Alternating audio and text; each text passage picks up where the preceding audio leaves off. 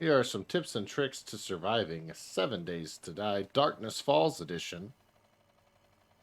First up, we have node identification. Unlike vanilla, it's a lot harder to spot what type of resources are found underneath nodes. So we're going to look at the three main node types. We have the large rock that contains only rock. Standalone rock nodes, such as this one, that have no adjoining rock, are where you can find ore veins. As we start to harvest it, we see that we are also getting iron on top of stone, which means that there is an iron vein underneath this rock. Now, it might not be immediately there, so when we hit it, we're only getting clay. But if we dig just a little bit down, before long, we will encounter the iron ore vein.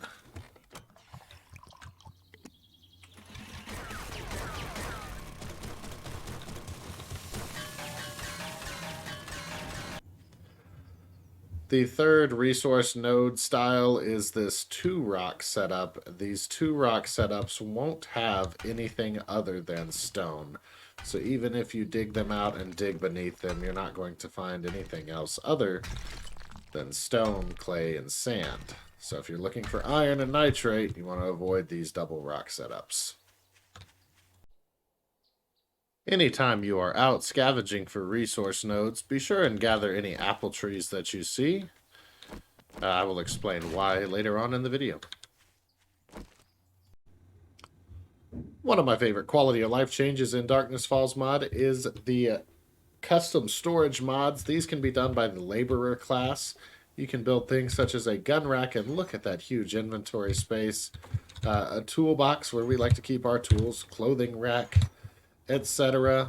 to go around. You can even make normal looking things such as lockers or these classic blue cement pallets that are just large storage bins. I think they really add well to the overall aesthetic and feel of your crafting area. You can also use them on a personal level in your private rooms if you choose to play with a group of people. We can store nightstands here to keep our particular goods behind locked doors. Remember those apples that I told you to gather earlier?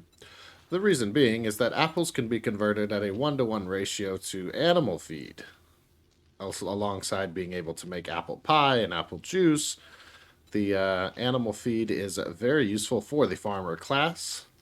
You're going to want to keep some on hand at all times. You can also use it with bananas, but bananas are found in the desert biome, which of course means a lot of birds and a lot more danger. However, if you see banana trees, go ahead and grab those as well, because they are also a 1-to-1 exchange within the mortar and pestle for animal feed.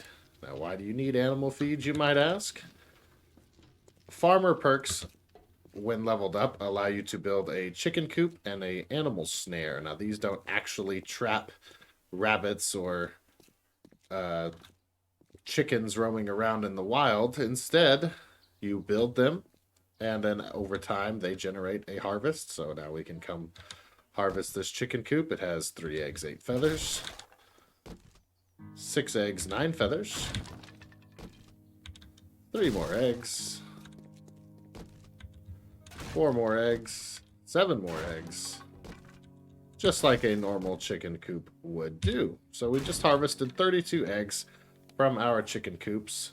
Now, to get them to start generating more eggs, we switch over to the animal feed and put 1 animal feed in each of the chicken coops, kind of like fuel for a fire, to have them start producing again. The same works with the animal snares. You build them outside, and they look like a little square on the ground, and that square on the ground will need at least 1 animal feed in it to start generating animal fat, raw meat, feathers, etc.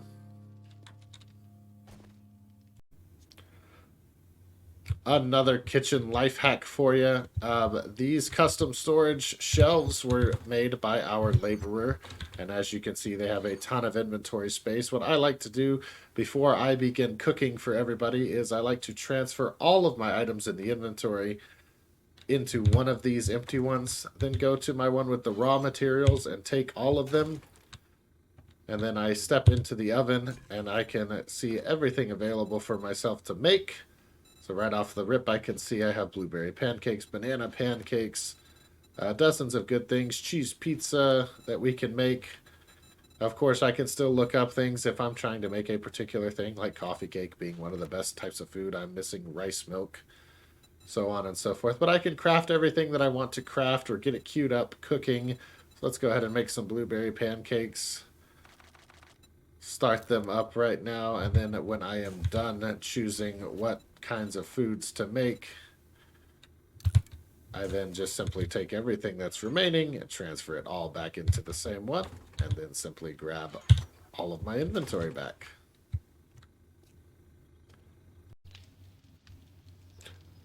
Next up, whether you are new to 7 days or an experienced survivalist, you'll know that as you technologically upgrade your base and you start producing many things via the forge, via chemistry stations, even campfires, you start to attract more screamers and more zombies in general. But the screamers being the biggest problem, because if they come up and they scream, there can be a horde on you in an instant.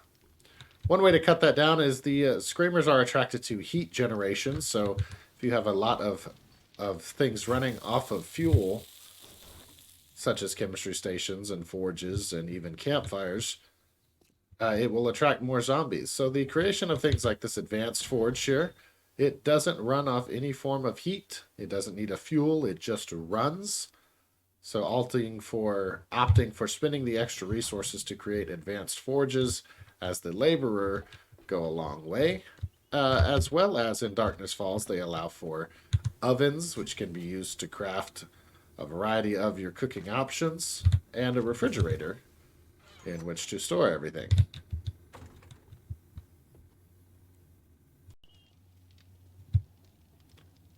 Another pro level tip, but for the experienced player you might already know, is the parkour skill set. Parkour allows your character to jump higher and take little to no fall damage when they land. So if you ever find yourself overrun by zombies and you need to get out quickly, having parkour can allow you to get to a safe place rather quickly where the zombies are unable to reach. Additionally, you take no fall damage, so falling down is a lot less of a big deal.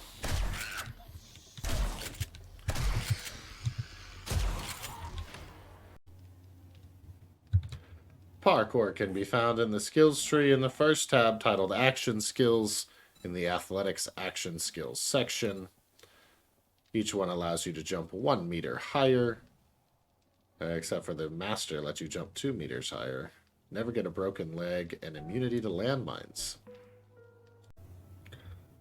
Another example of parkour's usefulness is you can jump large structures without having to build blocks up to get over. Again, helping you to escape enemies on the fly, and also allowing you to get to loot areas a whole lot easier. Again, never taking fall damage helps as well.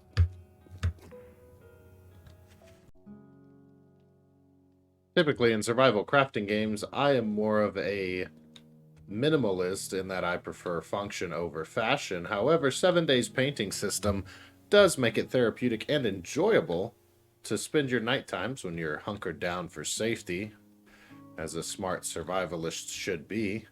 Once you have a paintbrush crafted, which only requires some wood and leather, and also have some paint on hand, which can be done at a beaker or an oven, you are free to recolor the walls in your building. All you do is you hold R with the paintbrush in hand to select what type of material you would like to paint, such as if you wanted to paint this cold beer sign, you could just paint it and it will add it right there by right-clicking on the tile.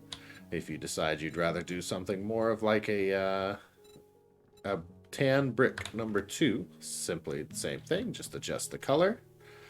You additionally can toggle over to paint surface, which should paint the entire like surface, so it will paint all of these tiles to that color. You notice it did not change this one or this one because it was simply a different style of paint. However, if I click this one, it will cover itself as well.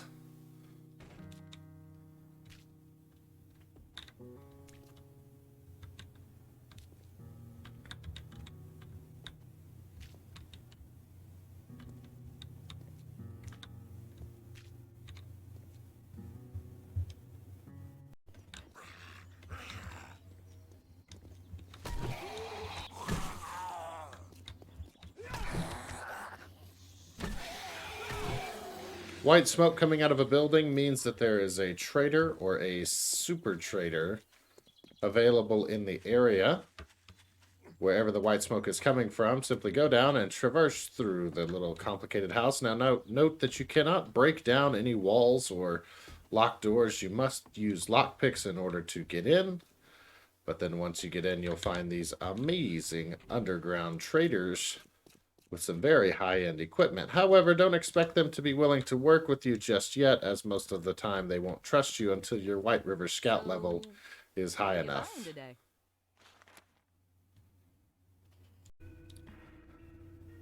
I hope you enjoyed this video on tips and tricks to survive in 7 Days to Die Darkness Falls mod. I have one more tip to show everyone.